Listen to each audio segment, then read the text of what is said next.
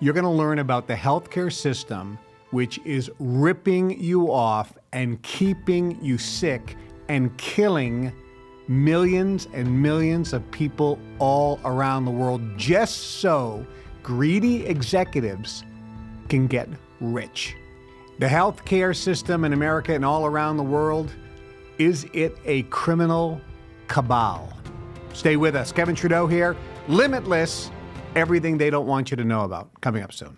He's built multi-million-dollar companies. His explosive books on health and wealth have sold over 60 million copies. Now, the Kevin Trudeau Show they don't want you to know. Welcome, everybody. Kevin Trudeau here. Limitless. Everything they don't want you to know. We're going to have a great show today talking about healthcare, how you're getting ripped off with one of the biggest criminal enterprises in the history of mankind. They call it healthcare. Well, in the last few days, for those of you around the world, maybe you're not familiar, but a shocking thing happened. A guy walks up to a senior executive, I think he was the president or CEO, of one of the largest healthcare insurance company or healthcare organizations in America. And right on the street of New York, right out in front of the hotel, this guy walks up to this CEO of a major healthcare organization and just assassinates him, just shoots him. I mean, calmly, coolly, collected. It's all on video. And this guy just walks up, takes out a gun with a silencer, or they call it a suppressor, and just pop, pop, pop. Oh, and the gun jams. Calm, cool, and collected like a professional assassin, fixes it, and continues to just shoot the guy dead. Murder, an assassination, cold-blooded, and he shot him in the back, by the way, and then calmly walked away. Shocking. I mean, it was like a mob hit. It was like Paul Castellano walking into Sparks Steakhouse and John Gotti and his crew, Sammy the Bull Gravano, just shoots the guy. Him and Bilotti, the mob guys in charge of the Gambino crime family. And it was, front page of all the newspapers. That's what happened in New York. Shocking, cold-blooded, brutal murder. But what is more shocking is that on the internet, there was no outrage. No outrage on the internet. People were like, good, he had it coming. I mean, clearly that nobody has it coming. But the point is, the people did not feel bad about this assassination. That is the shock. That is in my opinion, the outrage.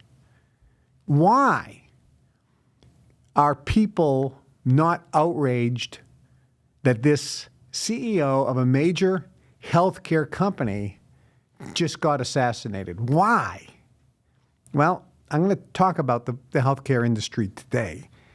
And this is going to shock you because I'm going to tell you stuff that they don't want you to know about. And I was just with many billionaires, many of who made their money in the pharmaceutical industry. They call it the biotech industry, but it's the drug companies. And I'm going to tell you some things that's going to blow your mind. First off, you have to understand this phrase. It's always all about the money. Okay, put that in your bonnet here. Put that off to the side. So let's go back to the 1800s in America. And you had a guy by the name of John D. Rockefeller. And you had J.P. Morgan, Thomas Edison. You had a guy named Vanderbilt. Andrew Carnegie. We'll deal with those four. Industrialists in that era, and it's the same today with entrepreneurs, business people, they know that in order to make a fortune, is to manufacture or sell something that everybody has to have, they use every day, and ideally, the government pays for it. That's how you become ultra wealthy and ultra powerful. Vanderbilt did it with the railroads. Carnegie did it with steel. J.P. Morgan did it with electricity. And Rockefeller did it with oil. And there are other people that did it in those industries too, but those are the big guys, right? They knew that if they could get into something that everyone had to use, it was not an option, it was a necessity that had to be used over and over again, something that was consumable. Electricity, you use some electricity today, and you use some more tomorrow, and you use some more the next day. J.P. Morgan hooked up with Thomas Edison, and they founded Edison General Electric. Later, the word Edison was dropped, and it was just General Electric. And at the time, nobody even realized or thought that people were going to be using electricity on a regular basis. J.P. Morgan had the foresight. He said, no, there are going to be poles all across America with wires, and these wires are going to go into everybody's home and businesses, and electricity is going to be used every single day, and I'll be making money 24 hours a day, 7 days a week while I'm sleeping. It'll be incredible, and that's exactly what happened. Oil. John D. Rockefeller said oil is going to be used for a multitude of things, because remember, when oil was coming out of the ground, there was no cars. They were using it for kerosene to light homes. And when Edison and J.P. Morgan started putting electricity in homes, that's when they pivoted to create gasoline for the new automobile industry and move away from steam power to gas engines and diesel engines. So Rockefeller knew that oil was black gold, that people would be consuming it. They run out, they buy more, they run out, they buy more, and it would be needed. The railroad, same thing. The railroad today is still 100% needed. You can't run America or any country in the world if you don't have any railroads. Railroads is a necessity, and it's used all the time, and it's just a printing press. Steel. Every time something is built, steel is required, and that's how Carnegie made his money. And there are other industries as well. Rockefeller knew that there was another area that was untapped, and that is doctors, health. Because back in the 1800s, there wasn't a lot of doctors. People tried to treat themselves.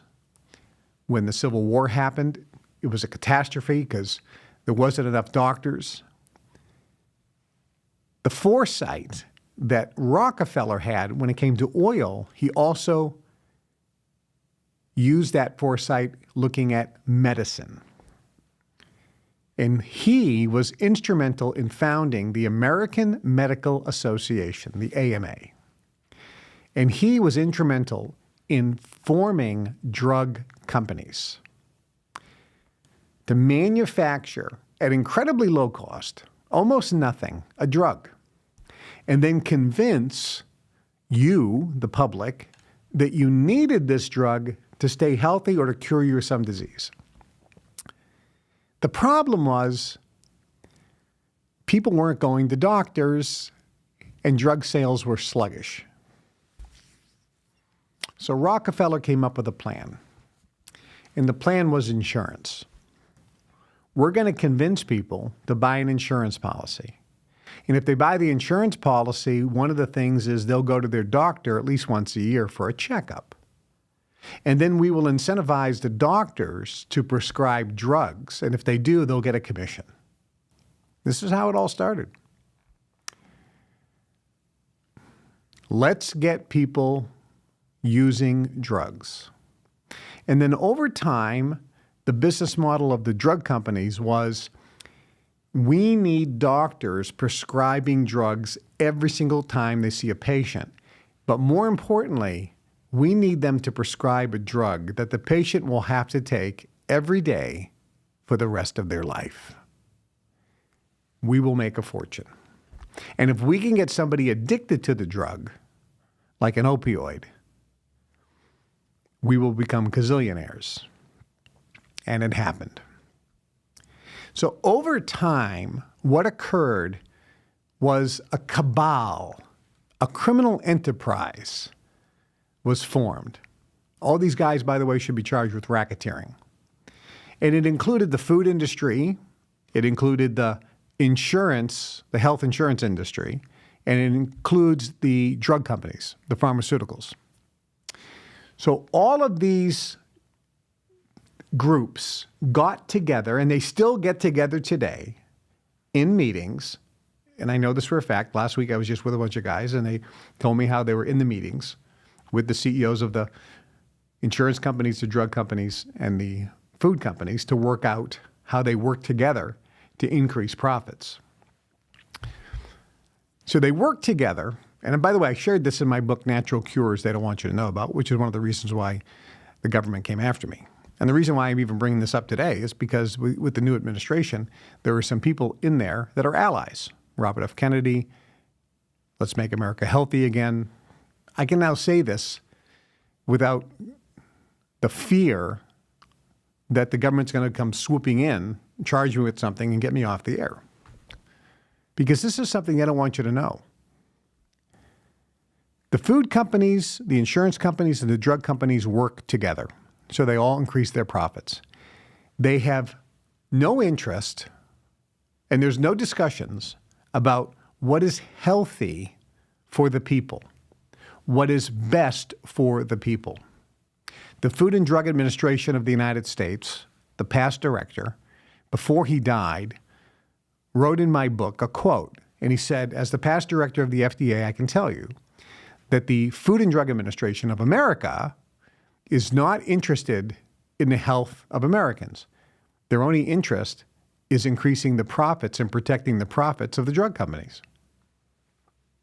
That tells the tale.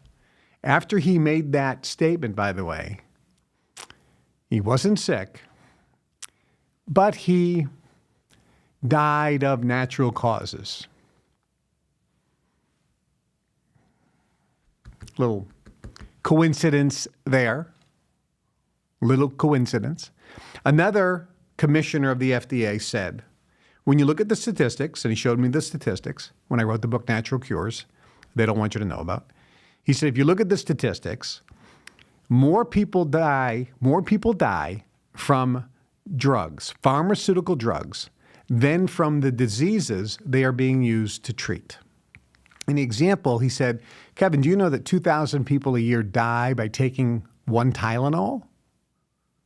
Just in America. Forget around the world, just in America. Over 2,000 people every year die by taking a Tylenol because the Tylenol breaks down and shuts down the liver. So in rare instances, 2,000 times a year, a person will take a Tylenol. The Tylenol will adversely affect the liver. The person has a pre-existing condition maybe. And then the person dies from the Tylenol. Tylenol is used for pain. No one dies from a headache. Oh, I get pain in my shoulder. No one dies from that. But 2,000 people die from the Tylenol. So more people die from taking pharmaceutical drugs than from the diseases they're being used to treat. That's a shocking fact. And when I talk to people and give them that fact, they throw up their arms, intelligent people, and they don't want to believe the facts. It's like, look, I'm not making this up. Here's the data, and the data comes out of the government and the drug companies themselves. I mean, that's what they're reporting. Nobody wants to talk about it, but that's the fact. So today, the way it works is this. The people involved in the drug companies and the insurance companies and the food industry all work together, and many of them own stock in each other's companies, and many of them are on the boards of each other's companies. It's a criminal enterprise. And here's how it works. There are many facets, but I'm going to give you one. They'll have this meeting, and I know because I was in the meetings 30 years ago. And the food industry says we are putting some ingredients in the food, some additives. And our chemists and scientists know that this one additive in a minute amount doesn't cause any problem. And this other additive in a minute amount really doesn't have any long-term negative effects. And this third additive in a minute amount really doesn't have any negative effects on a person if it's in food and they consume it.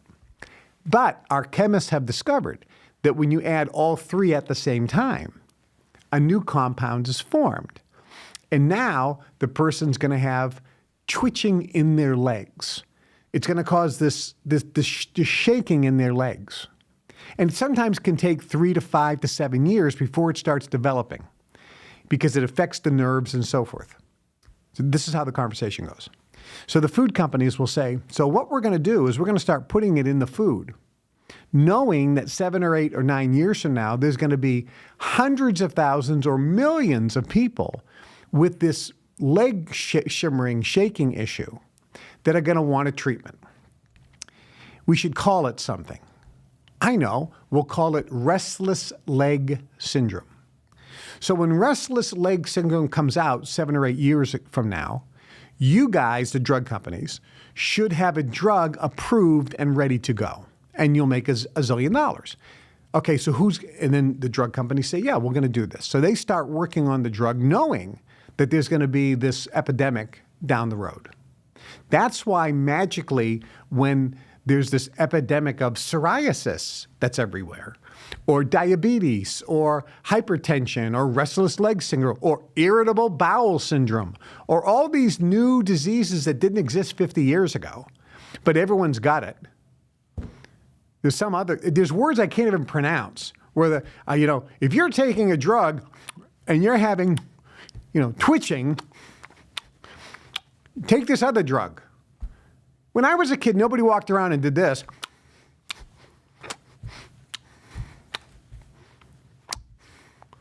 But now it's like all over television in America, and it's like a common occurrence. Are you kidding me? And it's caused by a drug or what's in the food, and you know what their solution is? Take another drug. Then the insurance companies get involved and say, how can we make money on this? So they have to get the government, which is your taxpayer money, and they work out a deal through the lobbyists to make sure that this drug is paid for by insurance and effectively paid for by the government. Perfect. Because remember, the government pays for Medicare and Medicaid in America. In other countries, it's very similar. So they work together on this, and this happens all the time. This is how they make their money. And what they don't want to do is they don't want to spend money on a claim because that will cost them money. So the drug companies have an MO, modus operandi. They have a dictum. They have an internal policy, which is when they get a claim from somebody who bought their insurance policy for medical care, when they get a claim for a guy who has back pain or migraine headaches or something, when they get a claim, their policy is deny the claim. Just instantly deny the claim because they know that most people won't take any more action. So just always instantly deny the claim. That's the policy. Just deny it. Then if the person then files an appeal or hires a lawyer, the next philosophy is delay. Delay, delay, delay. This way the person maybe gets tired of fighting, can't afford it, can't afford the lawyer. The drug companies then win. The insurance companies. And the third is depose, which means let's bring them into depositions. They have to have a lawyer. They have to take time off from work. We will grill them. We will embarrass them. We will go after everybody in their family, and they attack you. Just because you're filing a claim because you have nonstop back pain or knee pain or you need a hip replacement. That's why people hate the drug companies, and that's why they hate, most importantly, the insurance companies, the healthcare insurance companies and the healthcare organizations they're a part of. That's why they hate them. Because these organizations are not helping you. They have no interest in keeping you healthy. Their only interest is making money. And somebody says, well, that can't be true. They're human beings. They don't have an interest in just making money. Yeah, okay. If you believe that, welcome to Fantasy Island. Let me tell you how it works. Food companies, the insurance companies, and the drug companies are all publicly traded corporations. When I was on the Today Show with Matt Lauer on NBC, I came in with my book, Natural Cures. Katie Couric was there. She was terrific. And she said hello, signed her book. The cameramen, the executives, the producers, they all came over. They wanted a photo with me. They all had my book. They all bought the book. I signed the book. And Matt Lauer said, listen, you're going to sell a lot of books, but just don't talk about the drug companies. They're our number one advertiser. And I don't remember Matt's first question. But I remember my first answer. I said, look, that's not the question. The real question is, how come you told me 2 minutes ago, Matt, not to talk about the drug companies? That's the reason this book is out. Because the drug companies are publicly traded corporations, which means the officers and directors of the drug companies have a legal fiduciary responsibility to do one thing: increase shareholder value, which means increase profits, which means every officer and director of the drug company has one goal: to get more people taking more drugs every day for the rest of their life. That's the only way they can increase sales and profits and increase shareholder value. They have no interest in keeping people healthy. As a matter of fact, that's a conflict of interest. If they really wanted people to be healthy, all the drug companies would be out of business because healthy people don't buy drugs. That's the problem. The insurance companies don't want you healthy. They want to make profit. They have to. They're publicly traded companies. They have a legal fiduciary responsibility to increase shareholder value. Therefore, there's a conflict of interest. They will never do what's best for you. They will always do what's best for the shareholders. How can we increase profits? And listen, we hate to say it, but the CEOs and the executives of these companies get bonuses on that. Therefore, they have a conflict of interest. They're thinking about themselves and their family and how I can make $10 million, $20 million a year in bonuses. And I know it's deny claims. That's what they're doing. And nobody wants to talk about that, but that's the fact. They can't say, yes, let's give everybody what they deserve, what they bought insurance, let's give them what they paid for. No, they have to deny the claim. They have to delay the proceedings, and then they have to depose everybody and just keep it going. That's the fact. Nobody wants to talk about it. So we have a big, major problem. Now let's talk about the drug companies. In America, and it's similar all around the world, there's what's called an approval process, that you have to get your drug approved by the government before you can sell it. And these approval processes can cost hundreds of millions of dollars. So I was with a guy just recently who had made hundreds of millions of dollars in biotech. And he was telling me the story that, had a company did a few million in sales, but because he got approval for a drug, the company was sold for $500 million. And I said, you got approval for the drug. How long did it take you to get approval? A couple years. I said, okay, is the drug safe? It's completely safe. Here's what he said. He said, the clinical trials prove that it's safe. Okay. I said, so when the Food and Drug Administration approves a drug and they stamp it and say, this is proven to be safe and effective, are you saying that the drugs are always safe and effective and have no harmful side effects? That's right. I says, why is it then that almost half of all the drugs that are approved by the FDA in America, stamped safe and effective, are taken off the market at some point because they were found to be unsafe and cause major health problems, or they've been found to be ineffective. Let's take Vioxx. Merck, one of the largest pharmaceutical companies in the world, sells a pill, a painkiller called Vioxx, and it was said, approved by the Food and Drug Administration, safe, completely harmless.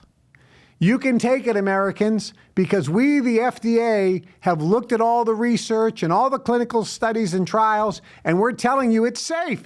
It's okay. It's safe. You can take it. It's safe. It's harmless. We're the government. Trust us. It's safe. And it's effective. It's an effective painkiller. So Americans, people around the world, trust us. Take it. 10 years later, it's off the market. You know why? Because over 200,000 people who took that drug dropped dead of heart attacks caused by the drug. It was pulled from the market because it was found to be unsafe. Matter of fact, not just unsafe, but deadly. Then they also said it's actually not an effective painkiller.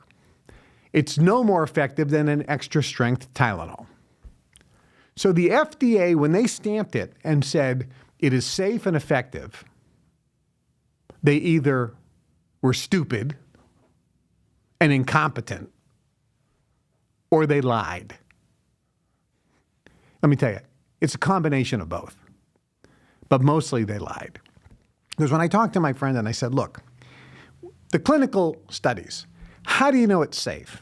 Well, we take some people in and we take some markers. We test some blood, we test some different markers to find a baseline. Then they take the drug. And then we see if these markers change. And if the markers don't change significantly or go into a range where there's a health problem, then it's deemed safe. Okay. I said, so are you giving the drug to this person for 10 years? And, oh, no, like 90 days. So I said, you don't know any long-term effects. Well, we know through the algorithms that if it doesn't cause a problem in 90 days, it probably won't in 10 years. I go, but that's not true because we know, based on past, that all the drugs that were approved on this 90-day or 6 months or even 12-month cycle, we know that long-term, many of them are found to actually be unsafe. He says, well, you can't do a study for 5 years. You'll never get a drug approved. I says, no, you'll get safe drugs approved. And he said, you'll never get a drug approved because he knows none of them are safe. I said, and how many markers are you looking at? Oh, we look at the ones that are relevant. I go, the only way you can do a study to determine if a drug is safe, let's say that I'm the guinea pig and I'm one of 100 people in the study. You need to take my urine analysis every day and do a complete panel. Then you need to take a blood panel and do almost every blood work. You need to take brainwave frequencies to see how the brain is reacting, correct? You need to take other tests as well. You have to take hydrochloric acid tests in the stomach. There's a whole host. You have to take stool samples. You have to do all of these markers, not just 4 or 5. You need to do virtually 500 or 1,000 markers.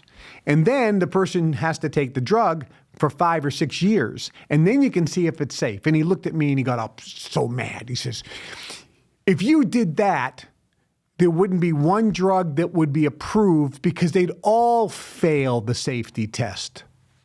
No shit. That's the point. I said, you guys set this up not to prove that the drug is safe. You set up the system so that you can get drugs approved. And once you get them approved, now you put hundreds of millions of dollars cash in your bank. It's all about the money. It isn't about the health and safety of people, and it isn't about getting them healthy. And you know that every single drug has side effects, and every single drug has long-term side effects that you don't even know about until 10 years down the road. And you know that these side effects are going to cause severe health problems for which you will then sell that stupid customer patient. You call them a customer. You want to sell them another drug to handle the symptoms and the health problems caused by the first drug. That's your business model. And I'll never forget, guy leaned back and said, and what's wrong with that? What's wrong with that, Kevin? Well, you know, there was an old saying. You can get a good night's sleep if you have a clear conscience, or if you have none at all. So clearly, if you don't have any conscience, then you can get a good night's sleep. But for those who do have a conscience, who care about others, who have compassion for other people, then it's outrageous. But look, I don't need to change the world. I don't need to change your opinion. When was the last time I took a pharmaceutical drug? I cannot remember. Cannot remember. I went hiking, and I don't know, I twisted my leg on one of the hikes. I didn't even know when it happened, and my leg started hurting. Okay, so what would a normal person do? They'd pop an Advil, they'd pop a Tylenol. All right, at the end of the day, they're relatively safe.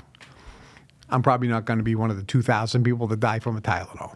And it's effective at getting rid of the pain. Same thing with ibuprofen. It's an anti-inflammatory. Okay, it makes your stomach bleed, but if you take it for 1 or 2 days, you're relatively healthy, not the end of the world, right? Or you could do something silly like me.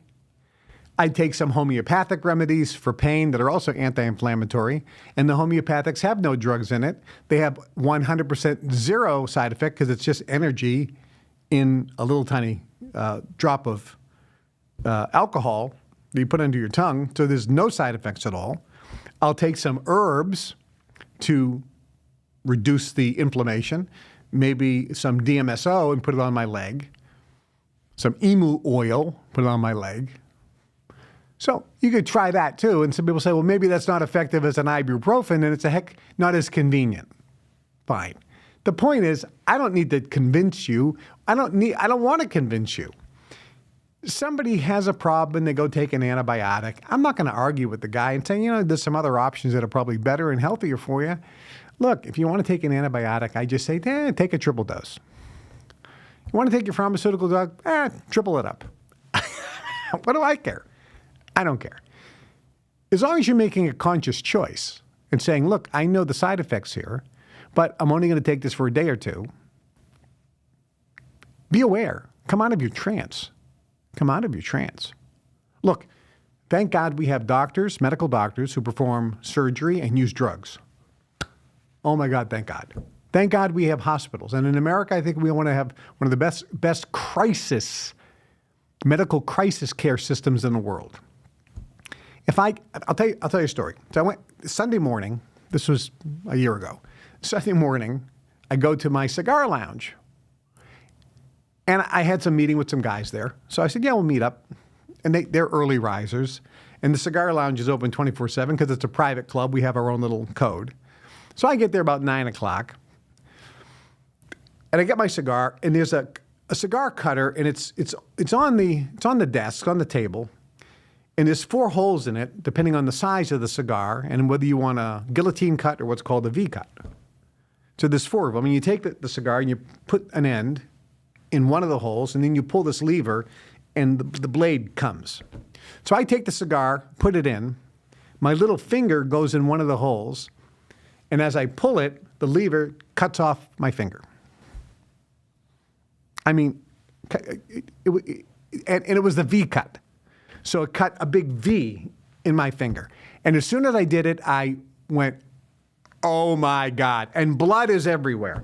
I'm trying to find any paper towels. There's blood everywhere. I'm wrapping it up. I don't want to look at it, right? I'm like, I hope my finger is still there. This is disastrous.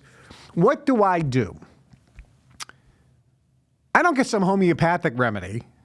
I rush myself, break every speed record to the closest emergency room. And I walk and I go, I need a doctor right away. I got an emergency here. What's wrong? I chopped my finger off. hold on, come running in. And like, 3 people come running out. The doctor comes out. I go, you're a medical doctor, you're a surgeon.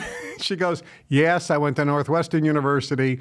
Okay, I can't even look at it. I don't even know my finger's still there. She goes, yeah, your finger's there, but you got a big chunk of it gone. Oh my God, how many stitches? She goes, well, I can't stitch it because it's this V. She's like, that's odd. I go, well, it's cigar. I cut it with a cigar cutter. She's like, yeah, this will heal up. Don't worry, you're okay. But I can't, so I have to put some salve on there.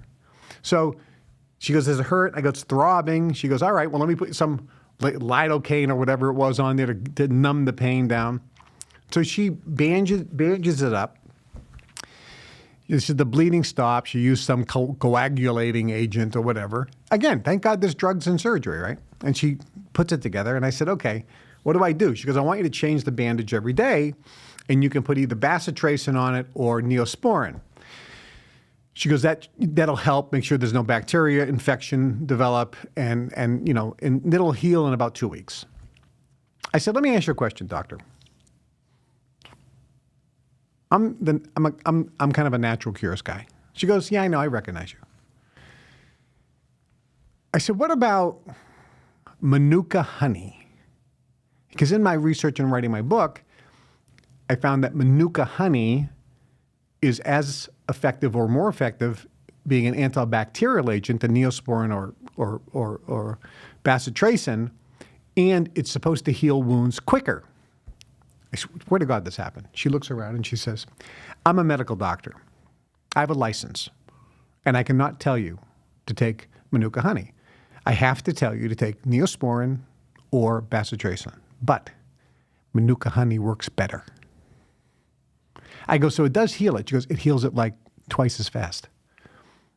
I go, so it's a completely antibacterial. She goes, absolutely. So I should go buy some Manuka honey and you put it on. I can't tell you that.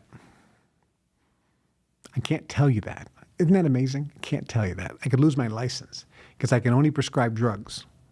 So I went home and I unwrapped it, put the Manuka honey on, wrapped it up again. So twice a day I would rewrap it and put Manuka honey on. 5 days later, she told me it's going to heal in 2 weeks. 5 days later, I go back to the ER for a follow-up, and I said, I want to follow up with my doctor. Yeah, she's here. She comes in. I go, I need you to look at this and tell me what you think. She opens it. She goes, you used the Manuka honey, didn't you? I said, yeah. She goes, it's like 99% healed. You can see. I go, I know. That's amazing. She goes, yeah. She said, if you use bacitracin or Neosporin, it would take another 2 weeks to heal. Natural remedies work. And thank God we have drugs and surgery. Thank God. Thank God. And it saves lives. The problem is, with insurance, maybe you're not going to get the drug or the surgical procedure because they're going to deny your claim. And then maybe you will die, or maybe you will suffer when you didn't have to. Wealthy people use their own cash to get whatever treatment is best.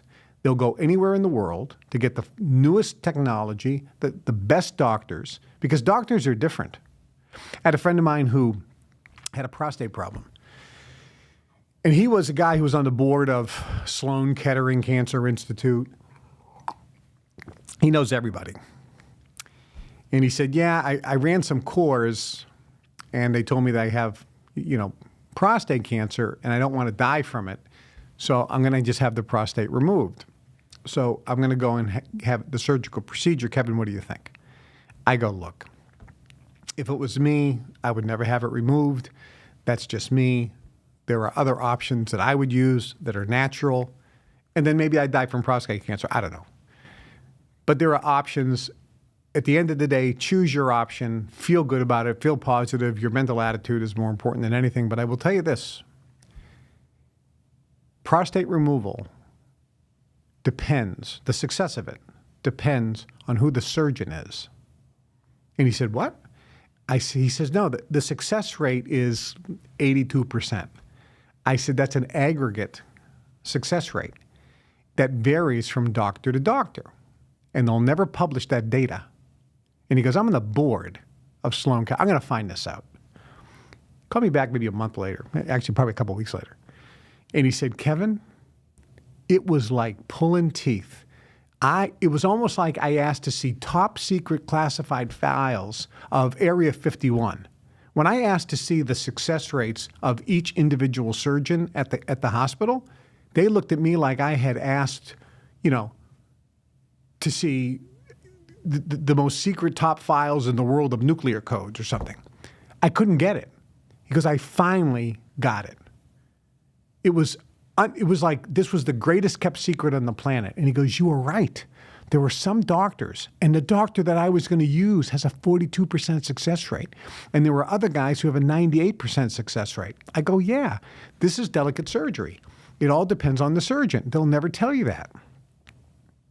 Same thing with getting a meniscus. If you have a torn meniscus in your knee and you're going to get it scoped, it all depends on who the surgeon is. That'll determine your success rate. Even if you get your tonsils out, if you have a heart, if you get bypass surgery or stents put in, who is the surgeon? And they will not tell you the success rates of each individual surgeon because they're different. It's like Russian roulette, man. It's like Russian roulette. So you have to think of, so this is the problem with our industry. Big problem. So the articles that are coming out, I just pulled a few of them, but they're off the charts. And this is what's happening with the new administration now. Headline, FDA to outlaw food dyes within weeks. Bombshell move will affect candy, soda, and cakes. Revolutionize American diets. I've been saying this for over 30 years, that there are food dyes that are in our food causing health and medical problems and the only reason they put them in is to give you health problems so that drug companies can sell you more drugs. That's the reason. They're not used in other countries. They're illegal. Scientists are learning why ultra-processed foods are bad for you. You know what that means? That means scientists are stupid and retarded. They're just learning now why ultra-processed foods are bad for you. Really? Why don't you read my book that came out 20 years ago? All right. That'll tell you why.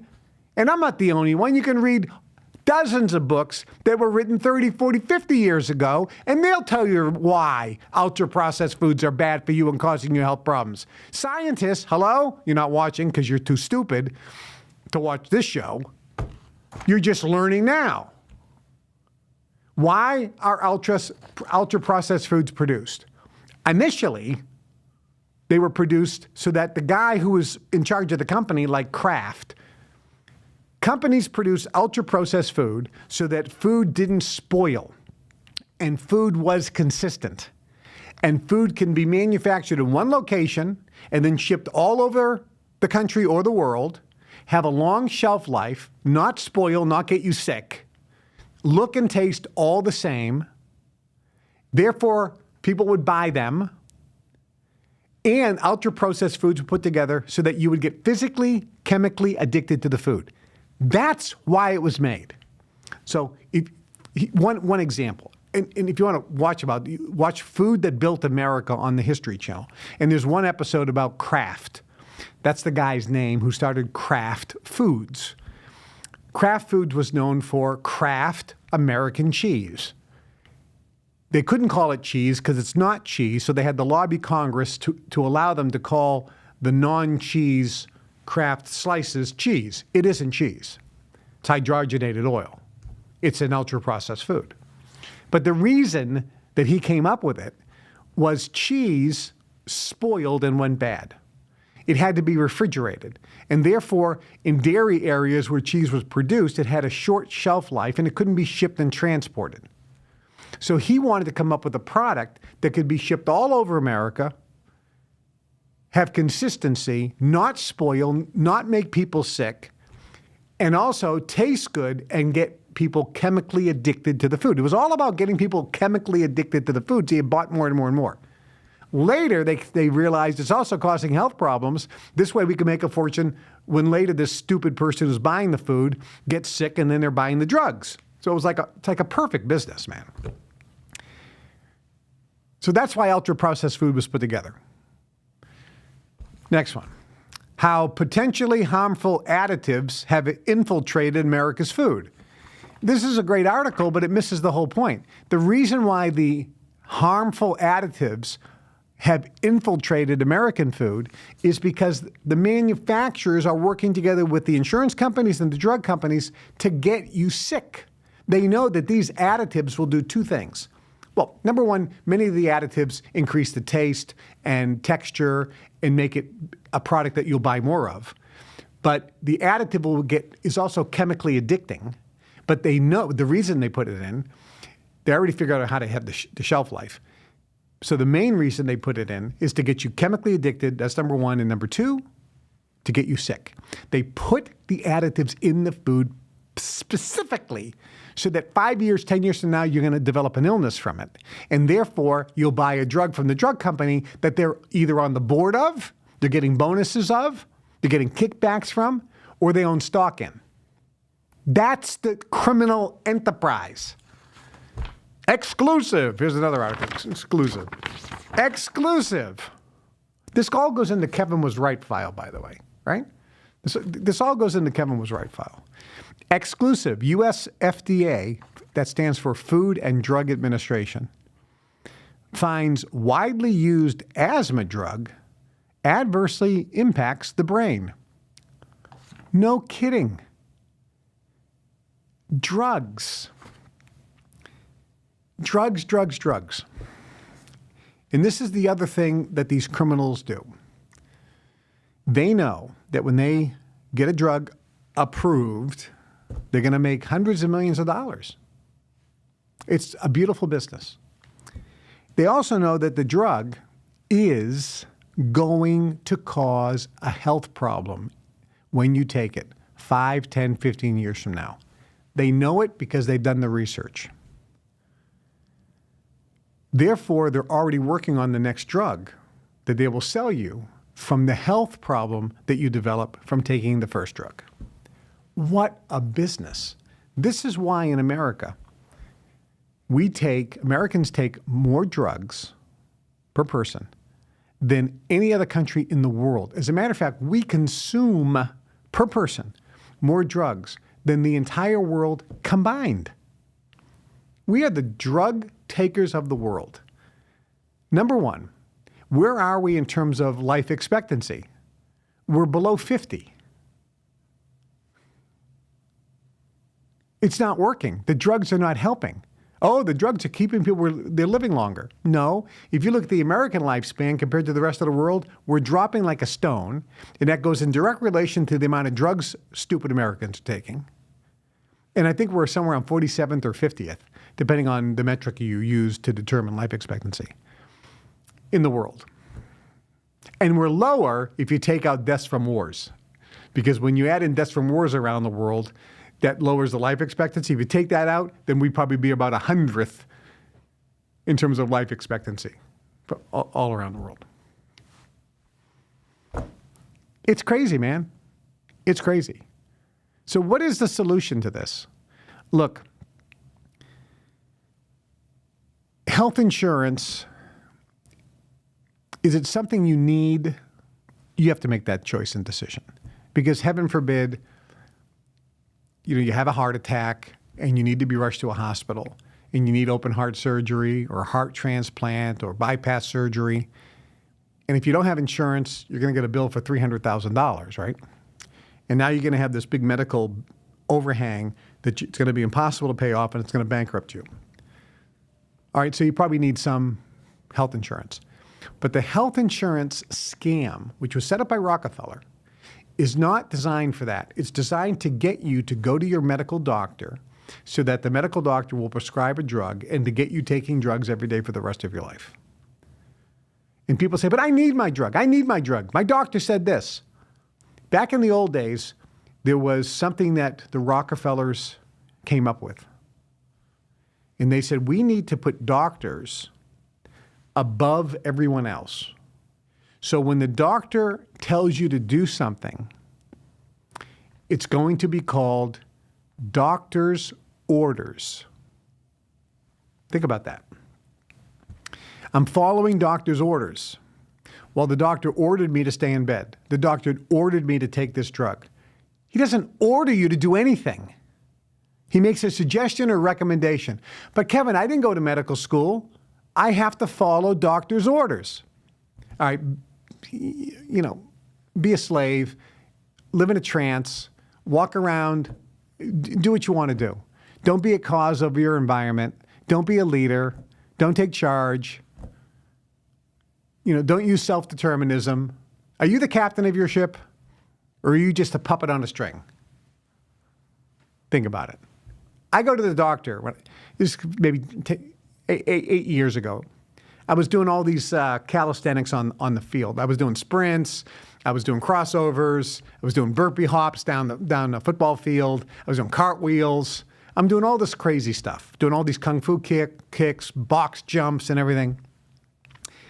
And at the end of the workout session, an hour and a half, I'm feeling pretty strong and good, and I walk back.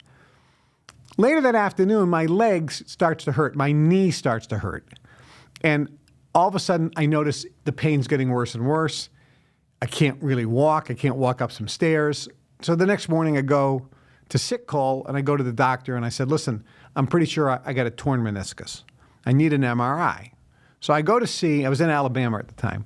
So I go in town, and I go to see the top surgeon who handles the Alabama football team. So he does, knee replacements, hip replacements.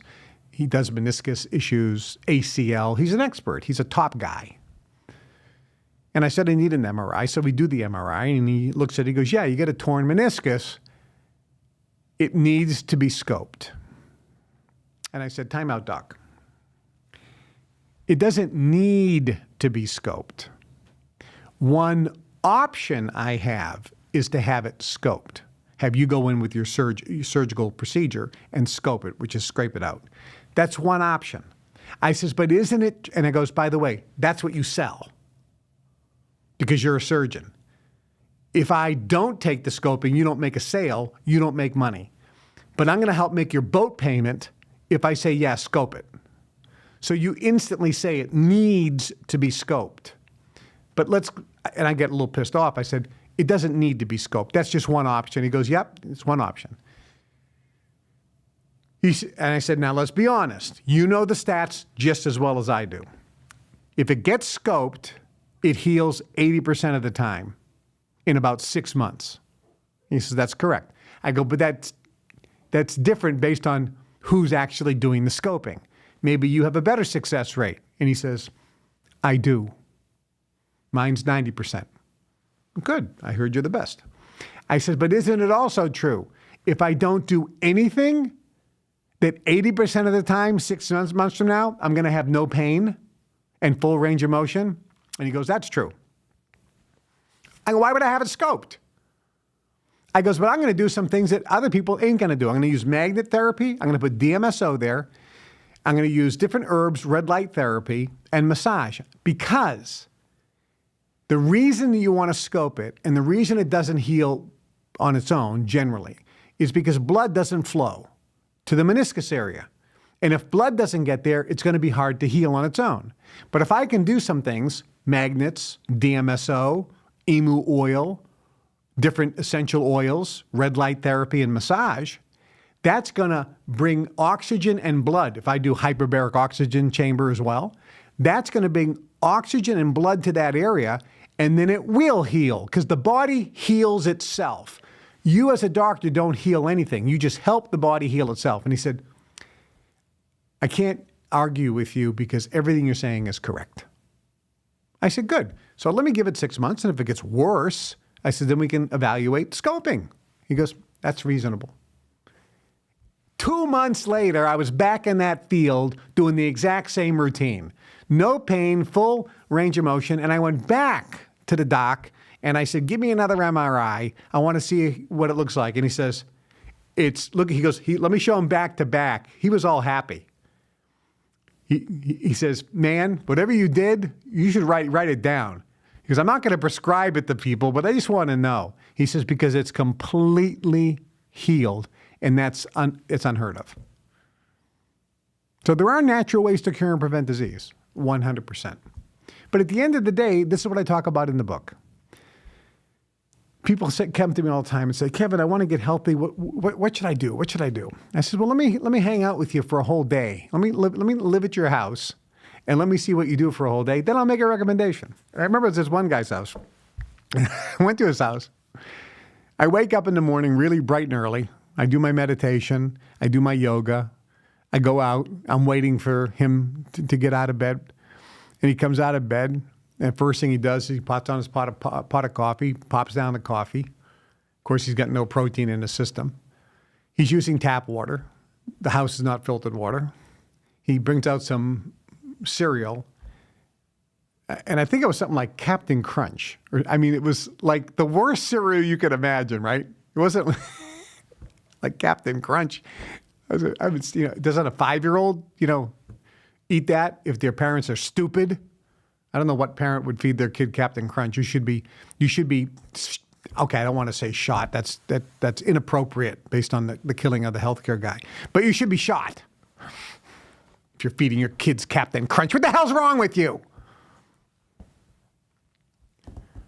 Oh, he's over here. What about Lucky Charms? That's better. Oh, Lucky Charms is better. Oh, yeah. Now you get all the food dyes that they're taking out because of all the poisons. All right, so not only do you get the high fructose corn syrup like the Captain Crunch, but now you get all the food dyes on top of it. Oh, Lucky Charms is much better. Yeah, what's wrong with you? And then he's got his regular milk, which is loaded with bovine growth hormone and antibiotics because that's what they feed the animal. Ultra pasteurized, so it's giving him heart disease. Anyways, all day long I'm watching this guy, and he's not overweight or anything, and he's not in terrible health. And he says at the end of the day, so what should I change to improve my health? And I said, well, how about everything? I go, everything. There was not one thing you did today that I would say continue doing. But you can't do that. And he looked at me like he was so depressed. I thought I was eating healthy. I go, you thought you were eating healthy? You went to college? I go, how did you graduate college? You have to have some kind of a brain to graduate college. And here you are eating Captain Crunch for breakfast, and you think everything you ate today was healthy? It was like, you have to change everything. Now, at the end of the day, no one's going to change everything. So I was with my buddy Blaine, and he kind of falls into that category. I don't think he eats Captain Crunch. But he said, listen, I want to get on a healthy regime. What should I do? And I says, listen, you're not going to change everything in your diet. You're not going to change your whole lifestyle. You've been doing this for a long, long time. I said, so why don't you just add something? So just add. Do this for like a week or even 2 weeks before you do anything else. Just eat one organic apple a day. Don't change anything else. Just eat one organic apple a day. Then I'll tell you the next thing. All right. Well, what would be the next thing? I go, well, the next thing is drink a half a gallon of pure spring water a day. Don't put anything in the water, no ice. Don't put anything else in it. We're not talking tea, I'm talking water. So get a half a gallon of pure water, Icelandic water, Voss water, Evian water, Fiji water. There's a whole bunch of good waters out there. Spring water, and drink a half a gallon. He goes, a half a gallon? That's a lot. I go, well, that's the first step because I'm going to move you up to a gallon, but that's down the road. Just drink a half a gallon. All right, what would be the third thing? I says, just deal with the first two. And you can make little incremental changes like that. And notice I'm not saying take anything out. I'm just saying add a few things in. And then your health is going to start improving. You're going to start feeling better. And things are going to work better. And you're going to not going to be needing all these drugs. But someone, well, Kevin, I need drugs because I have high blood pressure. Well, if you read my book, Natural Cures, you'll realize that you don't need high blood pressure medication if you have high blood pressure. You have to find out what's causing the high blood pressure and then eliminate that. And then the high blood pressure goes away. Usually it's a magnesium deficiency, but you can do as simple as beet crystals. That almost always lowers blood pressure when you take magnesium and calcium as well. So you can do that, and it's almost always great for blood pressure. Also, are you moving your body at all? Or are you obese? And if you don't get circulation, it's not going to help. So there's natural things that you can do that don't have any side effects like the drugs do. At the end of the day, folks, it's your body, it's your health. You know, I always tell people, I'm not a young guy in terms of years. But when I go to sleep at night, I hit that pillow. I'm out within seconds or minutes. I don't know because I don't remember going to bed or falling asleep. I hit the pillow and I remember, next thing I know is I'm waking up. I do not toss and turn so I don't ruin the bed. I sleep deep. I've had the sleep studies done, so I know I get into deep REM sleep and into delta. I wake completely refreshed. And I don't wake up in the middle of the night to use the bathroom. I go to sleep. I sleep a good solid 7 or 8 hours. I wake up, and that's when I use the restroom. First thing I do when I get up, I get out of bed before I go into the restroom, I have by my bed a big, about 16 ounces of water, and I drink that down. Then I go to the restroom because I need to hydrate before I start my day. That's the first thing you want to do. It feeds the brain. The water feeds the brain.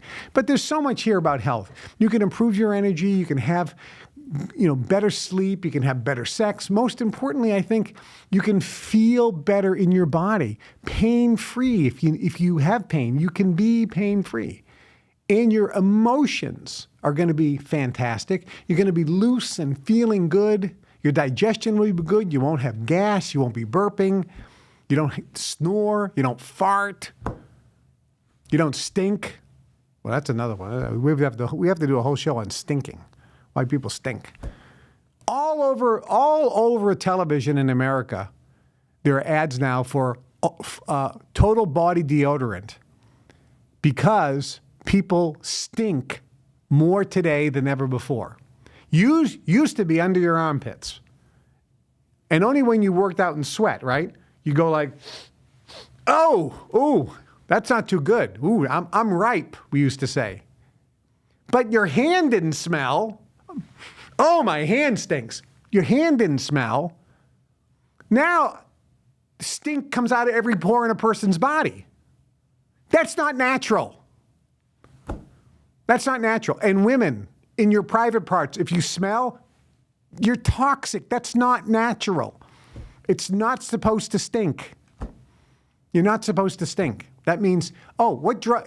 Anybody who has full body stinkiness, show me what you're eating and show me the drugs you're taking.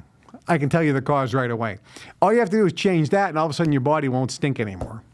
Or you can put some more chemicals on your skin, the full body deodorants. Let's do that. That's a better thing.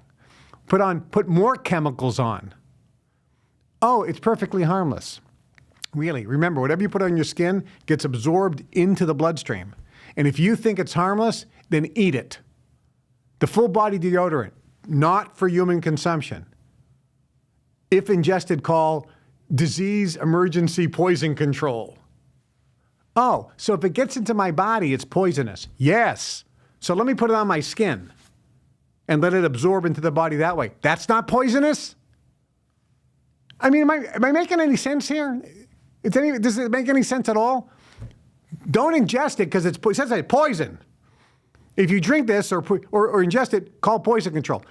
But it's okay to put it in your skin and get absorbed.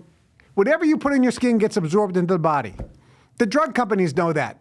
The patch. Half of drugs now are delivered transdermally, which means through the skin. So you take a drug on a patch, put it on your skin, and it goes right into your bloodstream. Well, if you put on lotion or full body deodorant or anything on your skin, it goes right through your skin into your bloodstream. So if you can't eat it, don't put it on your skin. We're just getting started, but we're out of time. Make sure you like the video, share it with everybody you know. Comment, like, make sure you leave a comment. I read all the comments, by the way. Comment, like, share with everybody you know. What else should they do? Should I do anything else? Subscribe. Subscribe. That's what we got to do. You got to subscribe because the numbers still of the show need to go up dramatically. So subscribe and like. And if you want to go to a website, I'll give you a website too.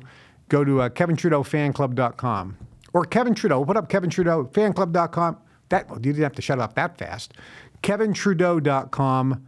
If you go there, you'll see there's links to all my websites. The Fan Club, Global Information Network, Nuggets of Gold, Guru Kev. check out all the things we have there on offer. A lot of stuff for free, a lot of free training. There's some things you can purchase as well, which is terrific. If you're not a partner in the Kevin Trudeau fan club, become a partner. Because every month I do a live Zoom or answer all your questions, and it's only $25 a month. So if you're not a partner in the Kevin Trudeau fan club, go to KevinTrudeauFanClub.com, sign up and become a partner. There's a lot going on. I'm Kevin Trudeau. This is Limitless, everything they don't want you to know about. Hope you enjoyed the show. See you next time.